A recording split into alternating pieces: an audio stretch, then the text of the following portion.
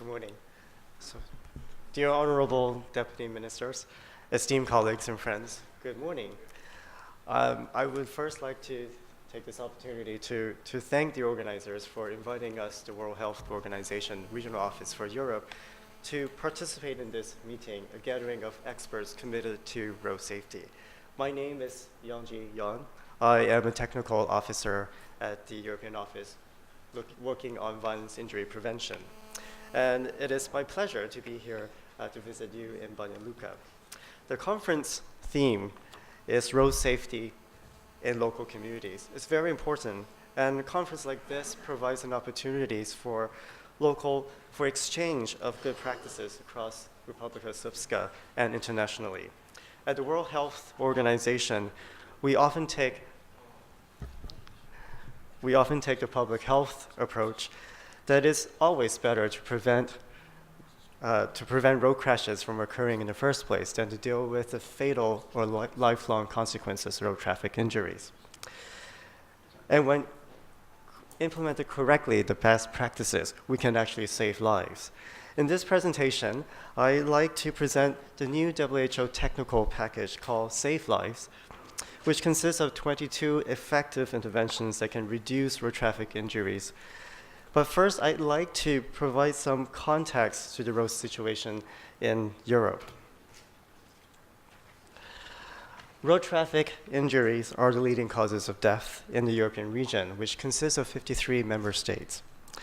This is especially true for children and young adults. In fact, road traffic injuries are the #1 causes of death for those who are aged between 5 and 14.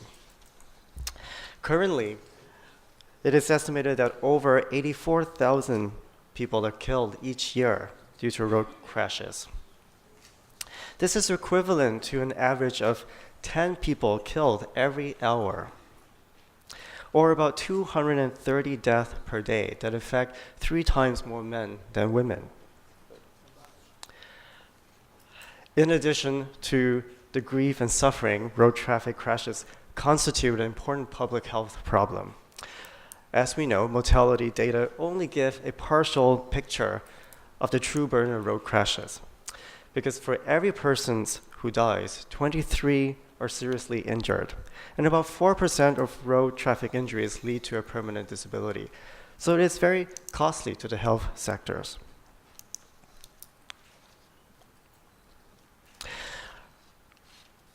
I'd like to provide a quick overview of the findings from the 3rd Global Status Report on Road Safety, which was released in 2015. This report was funded by the Bloomberg Philanthropies that provides not only the WHO regional situation, but also at the country level on road safety by examining the legislations on the behavioral risk factors, vehicle standards, as well as transport and mobility policies. I'm also very delighted to announce to you that the new report with updated data will be released in December of this year. And I'd like to take the opportunity to thank all of you who provided valuable data for this report, and in particular to Dr. Alan Sranovic and Dr. Radovic for your contributions to this report. Road traffic crashes may be an everyday occurrence, but they are both predictable and preventable. The good news is Europe has the lowest road traffic rates per 100,000 population, at about 9.3 compared to the global rate of 17.2. And since 2010, we've seen a decrease in road traffic death by 8%. And this is good news, in spite of an overall increase in registered vehicle by up to 20% in some parts of our region. But these are all great news, that we know that we can reduce road traffic fatalities, but there are a lot of inequalities within the countries in our region. Have a look at the map. The darker color represents higher death rates per 100,000 populations. In our region, we have the world's lowest death rates of just under 3 per 100,000 population. That is Sweden. We also have one of the highest in the world of 24 deaths per 100,000 in Kazakhstan. And in fact, the difference between the countries with the highest and the lowest death rates is about 9 times. And death rates are 40% higher in low middle income countries than high income countries. And who are the most vulnerable road users? 4 in every 10 road users killed on the roads are pedestrians, motorcyclists, bicyclists. And we need to take actions in reducing these statistics. I'd like now to share briefly the global strategies and policy to address road safety. The Sustainable Development Goals, or SDGs, offers an unprecedented opportunities for different sectors to work together to prevent road traffic injuries. And SDGs have a specific targets on road safety, 3.6, that by 2020, a 50% reductions in death and serious injuries, and 11.2 by 2020 to provide access to safe, affordable, accessible transportation for all. So we use a baseline of 2010 data, and with this target of 3.6, it calls for a 50% reductions in road traffic death and injuries across the world by 2020 and beyond. So what does this mean for country level of Bosnia and Herzegovina? Data from the global health estimates indicate that rates per 100,000 in 2010 is about 16.8. And a 50% reduction means that we need to achieve 8.4 by 2020. This means that we need to reduce by 7% each year. We have very preliminary data from the 4th Global Status Report on Road Safety with a 6-year period between 2010 and 2016. That is shown to be a 5.4% decrease in rate. This 6-year period represents country-level data provided by the Republic Srpska, the Federations of Bosnia and Herzegovina, and the District of Bičko. And should the decrease in road traffic death continue at this rate, the countries will achieve a reduction of about 40% by 2020, which will still fall short of the 50% reduction. And the projected decline could be higher in the Republic Srpska because of the recent positive development in improving road safety. So the decline in road traffic death constitute an incredible success for the countries and Republic Srpska. But in order to strengthen the preventions, more efforts needs to be done. The safe system approach shows in this slide provide a viable framework for a holistic perspective. The safe system approach is based on Sweden's vision of Vision Zero, with no fatalities and injuries within the transportation system.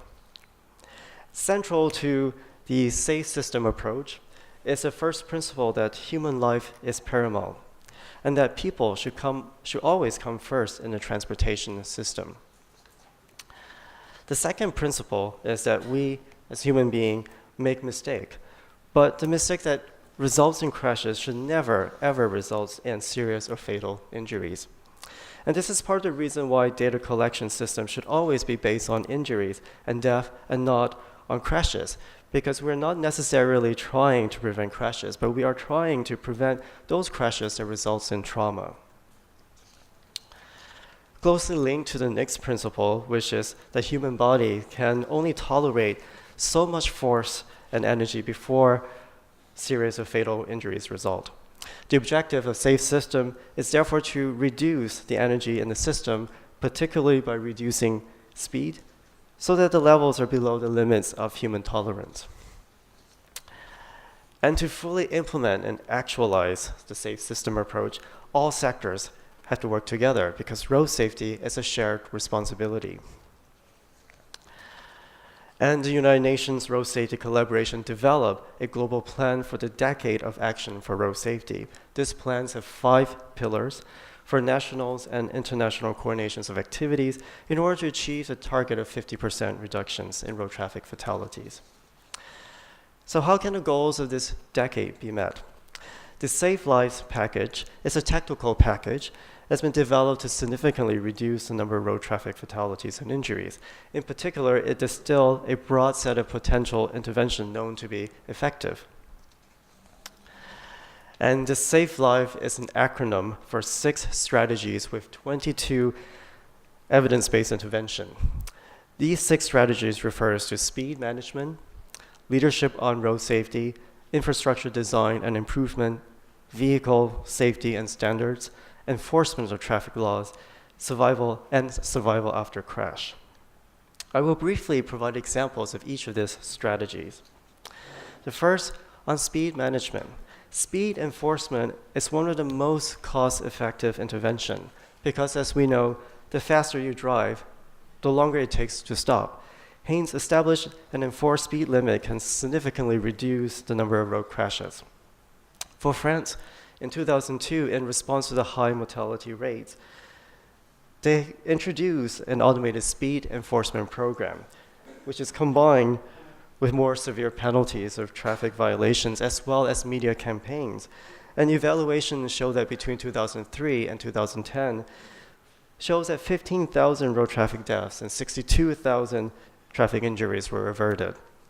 And Grenoble is the first French city to reduce the entire city's speed limit of 30 kilometers per hour, using posting speed limits, as well as a number of traffic calming measures.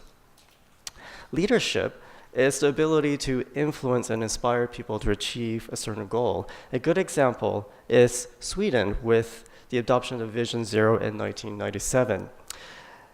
That has mobilized action and implemented effective measures over several years, and that now they have the lowest mortality rate in the world. The Global Series Report on Road Safety, the third report, indicates that most countries in Europe have national strategies to improve road situation. And road safety is high in the policy agenda. And I'm really happy to know that Republika Srpska and many countries have specific targets to improve risk factors of speed, drink driving, and use of seatbelt, child restraint, and helmets. The infrastructure and design improvement. Road infrastructures is traditionally focused on motorized transport and economic efficiency at the expense of safety, particularly for pedestrian, cyclists, and motorcyclists, the so-called vulnerable road users, which put them in dangerous situation. And what might be the solution? And it's to provide safe passageway for pedestrians, separate lanes for bicycles, speed restrictions in residential and school zones. The IRAP program, or the International Road Assessment Program, developed road assessment program globally. And one such program is a star rating model, which is used as a performance indicators to reduce the risk. Research on star ratings and crash data shows exponential decrease in crash costs for each star rating improvement. So let's use an example of the star rating for schools. We can illustrate how improving star ratings can save the lives of school children by simply investing on sidewalks, which can reduce the risk for pedestrian death or serious injury by 50%. Or adding a refuge island, which further reduce death by 24%. We can further improve the star rating to 4 stars by adding pedestrian crossing, which reduce another 25% in death and serious injuries. And finally, by adding race crossing for children to allow them to cross the street, will reduce another 34%, with a total of 81% reduction when we improve 2 stars to 4 stars ratings. With the increased fleet of motor vehicles as seen in the increase in car registrations, it is important to ensure the design of vehicles adheres to recognized safety standards. And one example is the Australasian New Car Assessment Program, or ANCAP, that provides consumers with advice and information on the level of occupant and pedestrians protection. ANCAP safety rating has a rating between 1 to 5 stars, indicating the level of safety they provide in the event of crash. So the more stars, the better the vehicle perform in ANCAP tests.